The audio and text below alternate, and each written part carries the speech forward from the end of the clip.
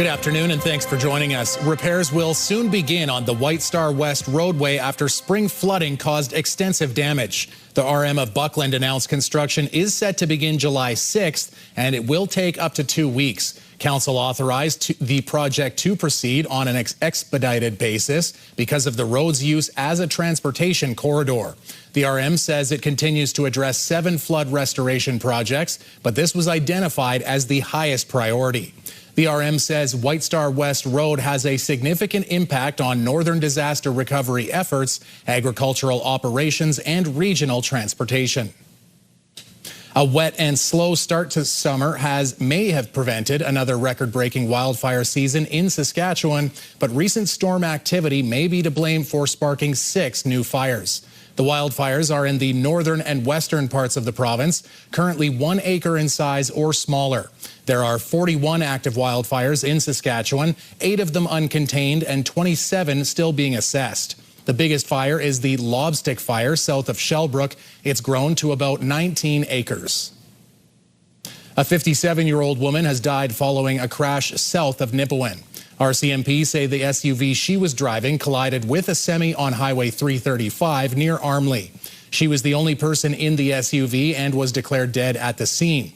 She has been identified as being from the RM of Connaught. The driver of the semi was taken to hospital with serious injuries.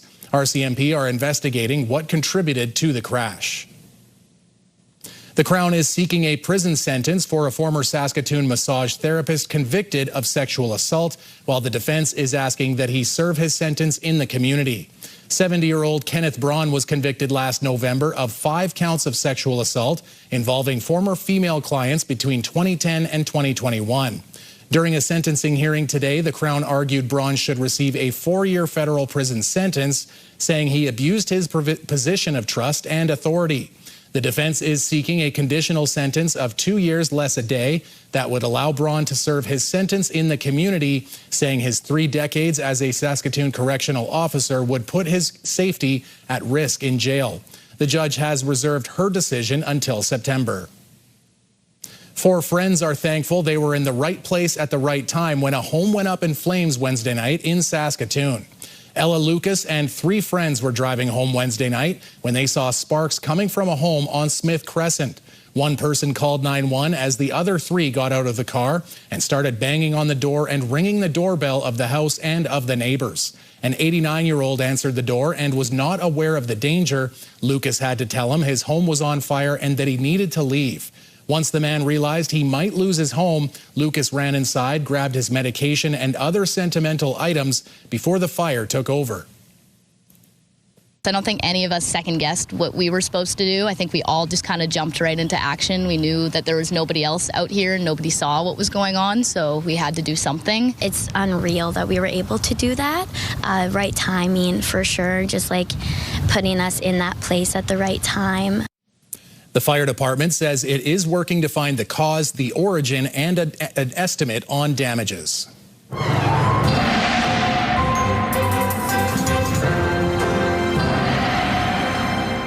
Well, just like that, we're headed into a weekend, Jeff, and maybe a little bit more of a wet weekend. Yeah, we can say that. It's not really sort of an iffy thing. Yeah, we've got ourselves a pretty soggy situation shaping up right now, John. Of course, some places are going to get more rain than others, but right now we have this big system that is starting to develop, sliding up from the States and making its way across Saskatchewan, Alberta, Saskatchewan, and Manitoba. But right now, it's not only just simply a rainfall, which is there. We were expecting a fair amount, probably over 60 millimeters in some locations as we make our way in towards Monday, but also the potential for a severe thunderstorm, and that could mean hailstorms and some really ugly situations. So we'll talk about all of those details later on. One of Saskatchewan's best-known authors, Gail Bowen, has died. Avid readers loved her mystery and crime novel series. Gail Bowen died after battling cancer at the age of 84.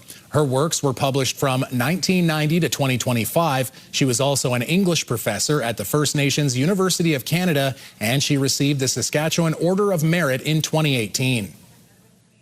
The annual Highway Hay Salvage and Ditch Mowing program is underway in Saskatchewan, offering feed for local producers. Landowners and leaseholders who own property nearest to a highway ditch have first opportunity to cut or bale free hay until July 8th. After that, anyone can cut or bale provided the ditch is not already being mowed or harvested. The Ministry of Highways operates the program with help from local contractors. The province expects more than 45,000 hectares of highway ditches to be mowed this year.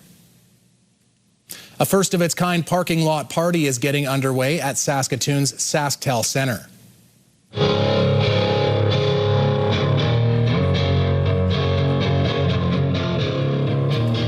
There's a look at the sound check of the Outskirts Music Festival. It's being headlined by Third Eye Blind and Jelly Roll, who will be on the main stage tonight. Fans are getting excited.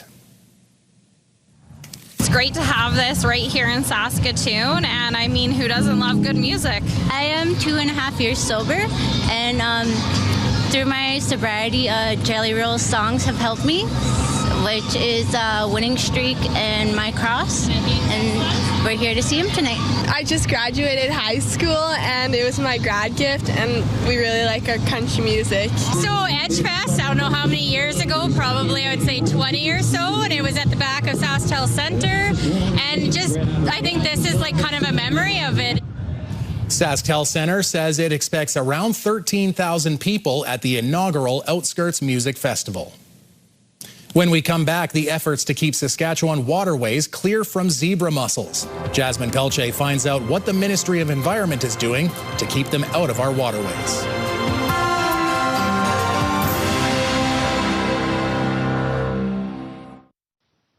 We are speaking with Jerry from the Ministry of Environment about aquatic invasive species and what we can do to stop them from damaging local ecosystems. Hi, Jerry.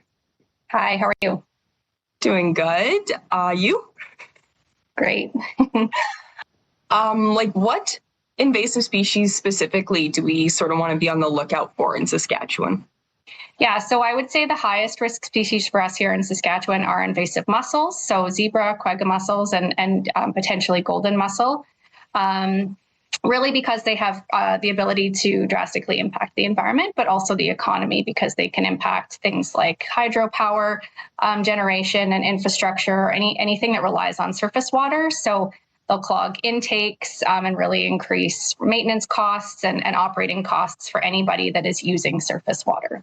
Invasive mussels are great hitchhikers, and so there's a couple of ways that they can be transported to new areas. They can either, the adults have the ability to attach to surfaces. So if a watercraft or a dock or anything really is sitting in the water for a period of time, the adults can become attached to that thing, and they can survive out of the water for an extended period of time. So they can be transported on the surface of a boat or on a propeller or on equipment like life jackets or anchors, anchor ropes from one water body to the next. And the other way that they can be transported, especially for mussels, their larva is microscopic and it's just floating around in the water. So whenever we have movement of water from one water body to another, there's the potential that we're also transporting the larva of those species. So things like live wells or ballast tanks for wakeboard boats, any water in your bilge can potentially be carrying aquatic invasive species like invasive mussels.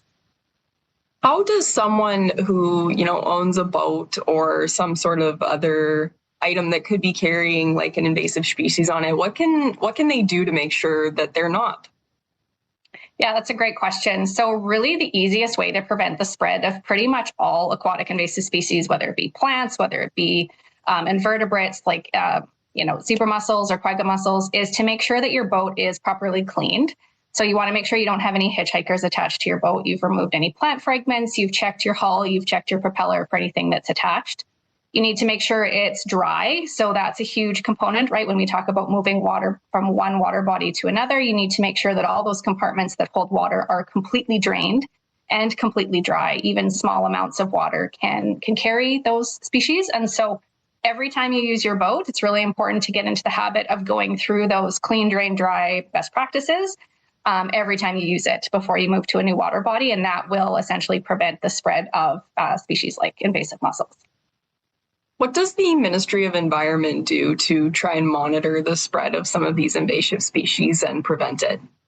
Yeah, so there's lots of layers to our prevention effort. We operate a watercraft inspection program at key points in the province to try to intercept boats that we, are coming from high-risk areas. So in key strategic locations, we're intercepting those high-risk boats, doing inspections and doing decontamination where needed. So if we see standing water or anything like that, we'll make sure it's properly decontaminated to prevent spread.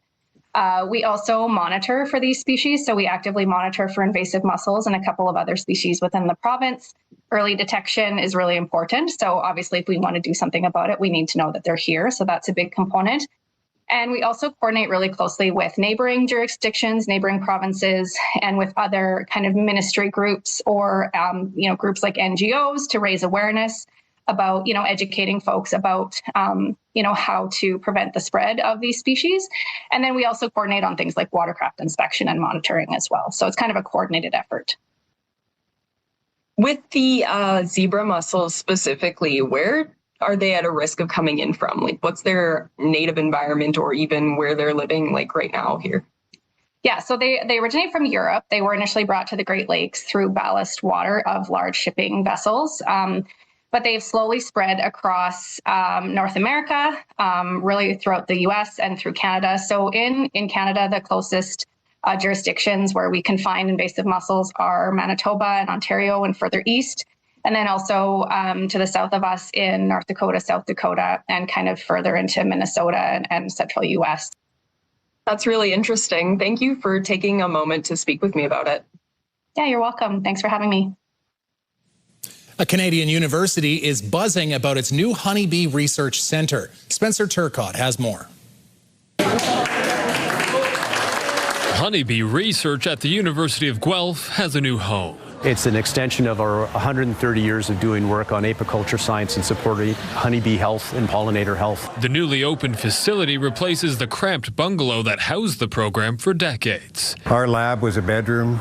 Our living room was our classroom. Now researchers, students, and beekeepers have room to grow. It's a 15,000 square foot research facility that was designed with intention in mind. Researchers helped design everything from the flow of bees and equipment through the building to specialized extraction, storage, and teaching spaces.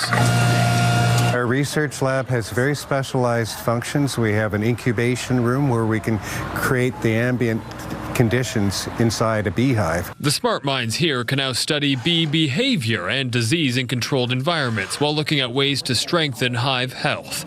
And that work has implications far beyond honey production. In Canada, honeybees contribute $7 billion to the economy annually. A third of the food we eat benefits from bee pollination.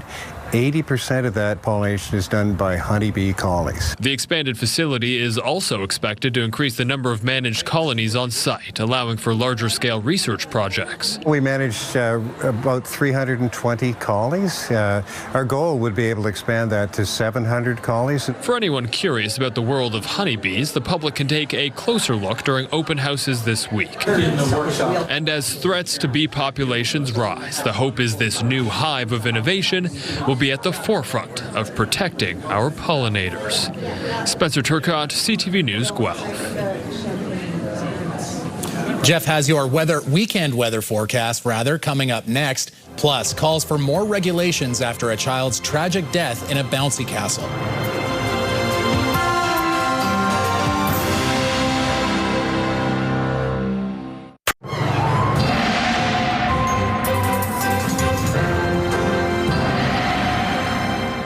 Good news, Jeff. If you heard talk of blizzards or polar stuff, that's just football jerseys. But we still have a little bit of inclement weather coming down. Yeah, we certainly do. It's precipitation of another kind. It's not going to be snow, but it is going to be a deluge of rain, I'm afraid to say.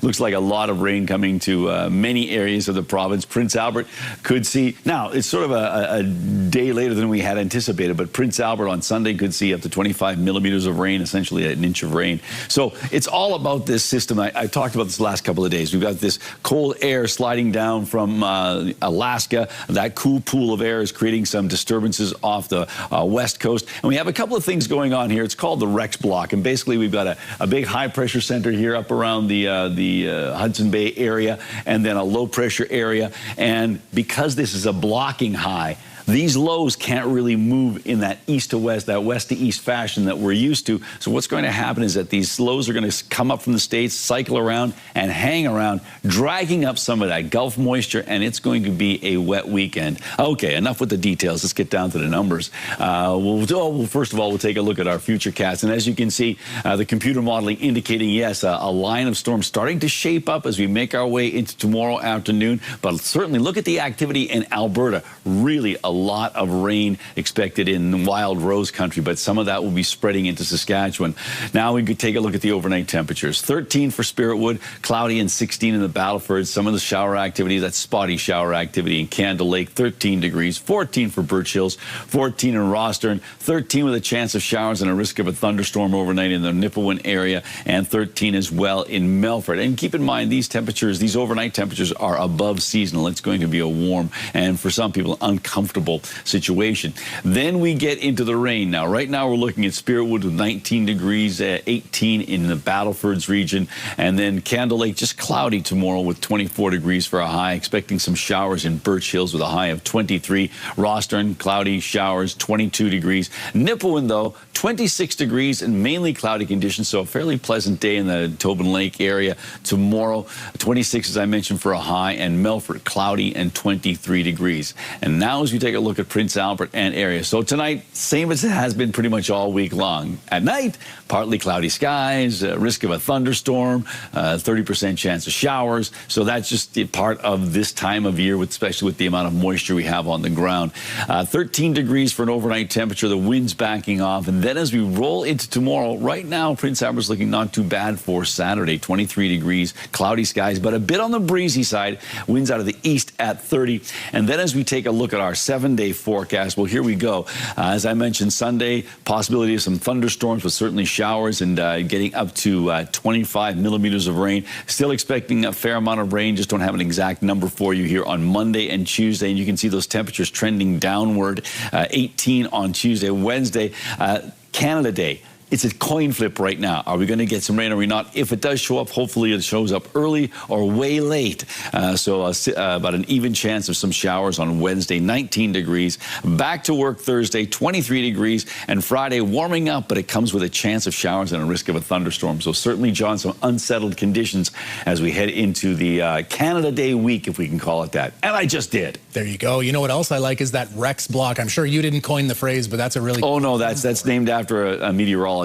And guess what his name was? Probably Rex. You are correct. There you go. All right, Jeff. Well, good thing the golf tournament that raised a record amount happened yesterday and not tomorrow. It was meant to help equip the Victoria Hospital expansion with tools and equipment. The 2026 Lynx Northern Healthcare Classic was held at the Cook Municipal Golf Course in Prince Albert yesterday. The sold-out event brought together 148 participants from local businesses and community organizations. This year's event raised $80,452, beating last year's total of more than $76,000. The goal of the Equip the Vic campaign is to raise $40 million. $35 million will go toward equipment, technology, and tools, and $5 million to support long-term stability and innovation at the hospital.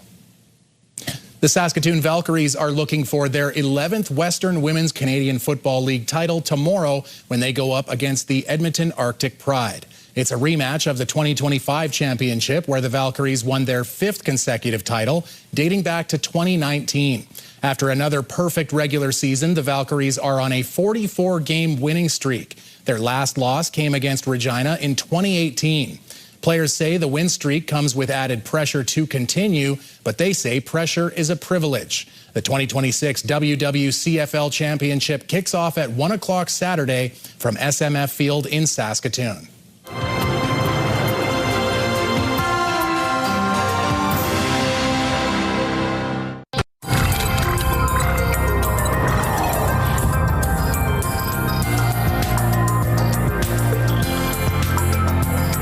Bouncy castles are popular attractions at events throughout the summer, but doctors are warning that they can be dangerous. The Montreal Children's Hospital is calling for more regulations around the inflatables following the death of a young girl earlier this year. Sweeta Rassi reports. It's big, it's fun, and it's a staple of summer. But doctors at the MUHC say Bouncy castles are also landing kids in the emergency room. Injuries can include different types of fractures, concussions, neck, spine injuries, abrasions, lacerations, dental trauma, facial trauma. Trauma Director Debbie Friedman says the MUHC sees about 50 kids each year. The most vulnerable groups are children aged 2 to 10. That's why when it comes to inflatable structures, the hospital says it's time for rules. There needs to be regulations and guidance as to how are they safe to use, and if they're safe to use, how do you make them safe? Daniel Zakarian is the director of Clota Events, an inflatables company. He agrees with the hospital. The industry needs some sort of standardization of regulations. We're lacking. These calls come after the death of 3-year-old Ava Ciampini several weeks ago. She was jumping in a bouncy castle when suddenly it was swept away by strong winds and thrown several feet into the air. 10 other people were injured. The coroner is investigating and could issue recommendations. They did not respond to our request for comments. But recommendations are what the Children's Hospital and Zakarian are hoping for. Sweet Rassi, CTV News. All right, Jeff, we're going to finish off the week with one more animal encounter, but this one, all humans were at a safe distance. This one is a cat in British Columbia showing no fear when a large predator waded into its territory. There you go. It's an unlikely matchup between a common house cat and that black bear. In the video posted on social media, the kitty is seen boldly charging at the black bear that wandered into a backyard area in Quesnel. The bear gets spooked, and you can see it darting around the backyard here before jumping over the fence. And I don't know, Jeff, that's a mismatch on paper to me. Yeah, well, good for the kitty cat, all puffed up like that. There you go. Protect this house, right? Have a great weekend.